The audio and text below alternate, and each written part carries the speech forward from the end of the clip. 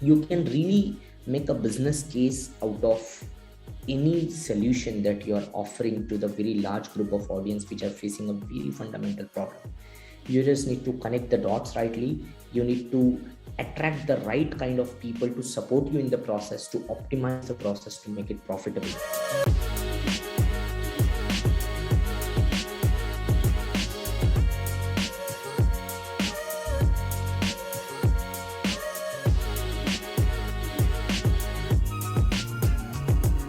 Hey folks, welcome to first Cheque Portfolio Shots.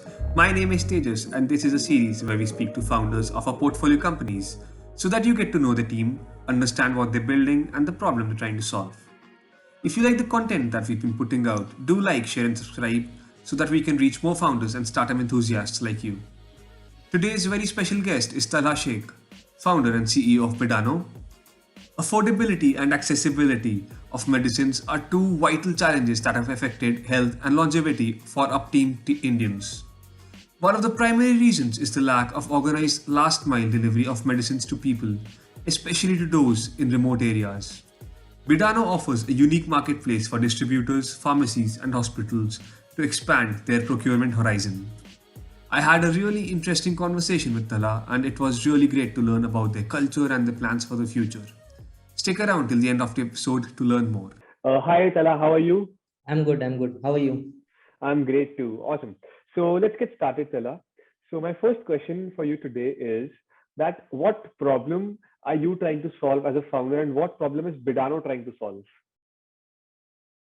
Yeah, I mean, excited to share it first of all, by the way, because every startup is fundamentally built upon an idea. The idea is not exactly a solution, but it's actually a problem, right? The problem, which can be a smaller problem faced by a very large group of audience, or it could be a very large problem faced by a very small group of audience, right? So in Bidano's case, I think it's the first thing where it's a very fundamental problem that all of us faced in our day-to-day lives, but the group of audience, right, and the solution is also very simple. I mean, it's not a very deep science problem that we are currently addressing. So the problem that Bidano is addressing right now is the problem of availability and affordability of the medicines, right, for the entire country. Not only country, going forward we have a plan to go global, but this is one of the biggest problem faced by the entire world right now.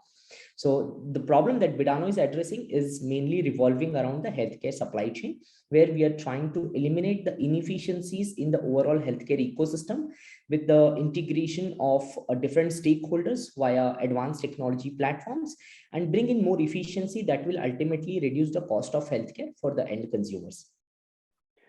That's amazing. The problem is actually real. So, Talha, can you elaborate more on the solution about what Bidano is actually doing to solve this Sure. problem? Sure. So if we need to have a very holistic view on the overall healthcare ecosystem, right? When I say the problem of affordability or availability of the medicine, right? It's a very generic term or a very broad term. If we just have to narrow down on the specifics of the problem, and then maybe I can relate the solutions that we are currently offering to the market. So the problem in the healthcare ecosystem fundamentally revolves around four or five different verticals, right? The one of the vertical is, as I said, the availability of the products, and then availability of these products at the counters of the pharmacies, right? That is the first problem. Second problem is enabling the other stakeholders who are there in the back end of the supply chain to maintain the stock levels, to have the optimum logistics network, to make sure the delivery turnaround times are acceptable by the markets and the consumers. And then information flow that we call like the overall data standardization, end-to-end data standardization. And then there are analytics to make sure that none of the medicines are actually getting expired over the counters of these pharmacies. And there are some part of the country where there is a scarcity of a particular drug, but in the other part of the country there's an abundance, right? So how do we bridge this gap? First solution that we launched in the market was a healthcare logistics platform, because before Bidano there was no company who was helping the B2B stakeholders reduce the overall delivery turnaround time of the medicines. from the super stockists, from the brands till the pharmacies or hospitals, right? The overall delivery turnaround time used to be more than 24 hours. In case of e-pharmacies, it used to take like 3 to 5 days for the medicines to get delivered, right? And then we scaled it up quite aggressively, and over the span of last 2.5 3 years, we are now present in more than 30 plus cities, right? Over 80,000 plus pharmacies are there on the platform, processing like millions of orders. Then the next logical step was to address the problem of availability of the product, right? Because in most of the cases, these pharmacies, the local brick and mortar shops, right, would not use the technology system to track their inventories and all. So we wanted to launch a platform which will be vertically integrated at different stakeholders level, so that the information flow, the availability, the stock information, the inventory information can be synchronized at different levels. And then we can help these pharmacies to have a virtual inventory of all the SKUs, so that whenever people are coming to a pharmacy asking for anything, they should not send them back empty handed, right? So they can just open the app, type the name of the product, or then we are building some AI/ML tools where they can just say the name of the medicine. Because in most of the cases, the names of the medicines or drugs are pretty complex, right? They end up ordering a generic medicine if they need an ethical drug. So we are integrating the voice assistants, we are integrating the OCR technologies where they can just scan the product. Like that, we are making sure that their inventories are up to certain levels where they can have more than 90% fill rate for the OTC or the other pharmaceutical products. That was the second platform that we recently launched last, I think, couple of quarters back, and it is also picking up pretty well. Not only pharma, but also there are a lot of FMCG OTC products which are being sold at these pharmacy counters. So we are also catering those categories of the product. So this is the overall solution of Biddano. Going forward, we have some advanced plans, but once the market is ready and the stakeholders are educated enough to accept those kind of solutions, we will definitely launch few other value-added services for the consumer ecosystem. Amazing, Talha, amazing. So, can you tell us a little more about the progress you've had so far since you began? We measure our progress in terms of how many lives we are touching on a daily basis, how many people we are empowering on a daily basis, right? Because that has been at the core of our strategy. That's the fundamental of Biddano, right? We want to improve 10 million lives on a daily basis is what the overall vision and mission of the company. So right now we have already reached 10% mark. We are touching close to 1 million plus lives on a daily basis across the country, over 30 cities. And there are a lot of stakeholders who are contributing in the process and making sure that we achieve the mission of the company. But yeah, right now we are wherever we want to be. We are at 10%. That's amazing, amazing, Talha. So, can you tell us a little more about your company culture and why should a potential candidate join your company?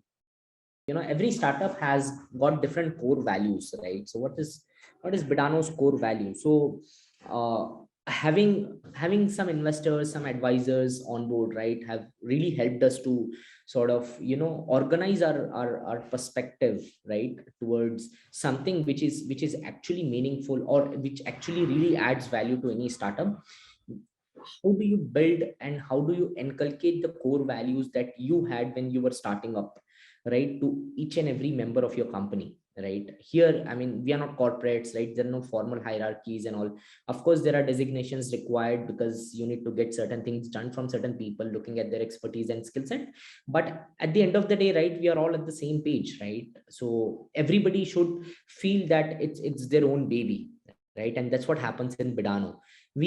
My job, I mean, being a co-founder and CEO of the company, and I've learned a lot of things from Ashok also, right? His expertise has taught me a lot, and we both work at the same level to sort of empower each and everybody who is contributing in our mission, right? So everybody in Biddano feels that their purpose, their skill set, and their overall vision of the life is aligned, right? So every employee that you would have in the company, right, should feel that at the end of the day, whatever they are doing, right, is not just a 9 to 6 job, or maybe a 12-hour job, or a 40 or 50 hours work week job. It's actually impacting someone on the ground, right?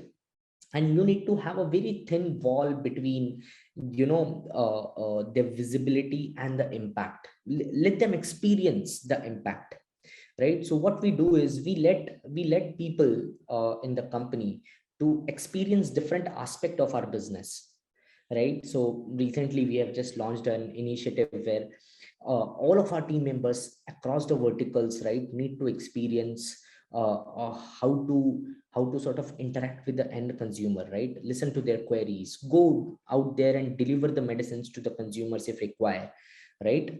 We let them experience the value that we are adding in the ecosystem, right? And that really helps, right? Because then people feel that this is not just a typical job, right?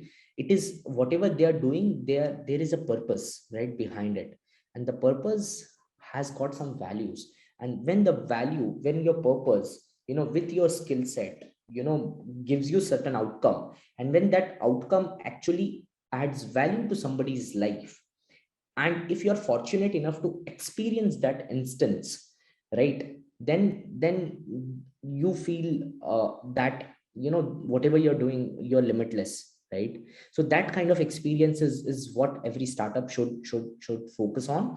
And that's what we always believe in, right? Like we let our employees do whatever they are good at, right? We let them contribute in cross verticals.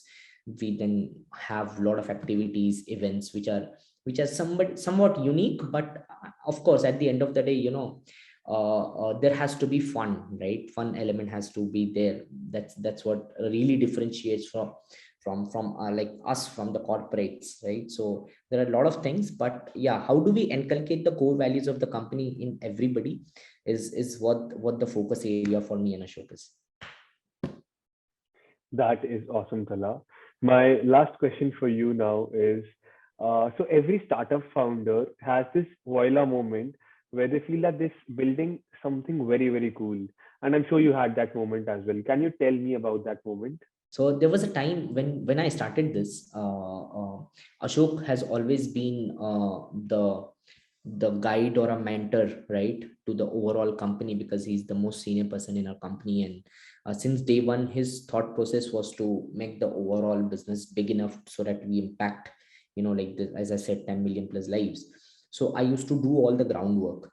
So I, on my motorcycle, on my motorbike, I used to get the medicine from the nearby pharmacy, at 10% discount. Used to visit these individual old age homes, give them at 20% discount. So that was like 10% burn for us at that time. We used to fund it from our own pockets. But what we were really looking for was that fire, right? What is that kick, Joe, which will actually help you stay awake at 3 a.m. in the morning and work on your business plan, which will help you to motivate your team code for 14 days to just to launch the MVP, right? So that's where I found the kick. There was a lady, and that lady was more than 70 plus, I guess.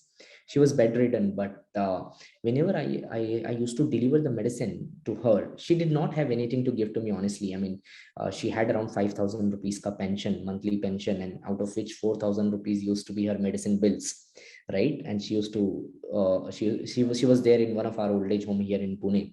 So I used to visit her, and then she always used to keep some sweets for me. And I'm not really fond of sweets, but whenever I used to go there with her medicines and with some discounted bill where I would save her about 20-25% on the overall bill value, which is like 15-20% of her income, right? So that was a big what do you call, saving for her. So she just used to as a token of appreciation or gratitude, she used to give me some sweet. But I one day I just told her, ma'am, I honestly, Miko, I don't like sweets. So the next day, next time when I went for the delivery, she gave me one Monaco biscuit. It's a salty biscuit, right? But then I just sat there and I asked her, ma'am, I mean, why do you give me something in return always, right? So she said, you know there are two types of people. Like before you came into my life, right, there was a pharmacist just near to me. That guy used to deliver the medicine. He used to give me 10% discount, right? Suddenly one day, out of the blue, you just came and you told me, "Okay, ma'am, give me your prescription," right? And next month onwards, you don't have to worry about your medicine bills or the delivery of your medicines on time. And then, you're just coming right on time, giving me the medicines which I require, right? And that's some savings and all. You look like, someone was, and that lady was a college principal, so school principal. So she said ki, you must have just passed out of your college. I mean, you're just starting your career. Why the hell would someone do that, right? Sacrificing everything and, doing the social service.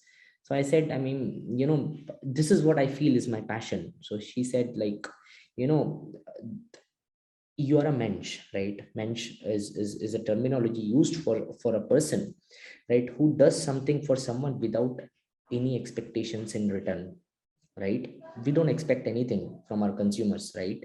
What, in the meantime, there was a guy who used to deliver the medicine at 10% discount, but it was a business for him.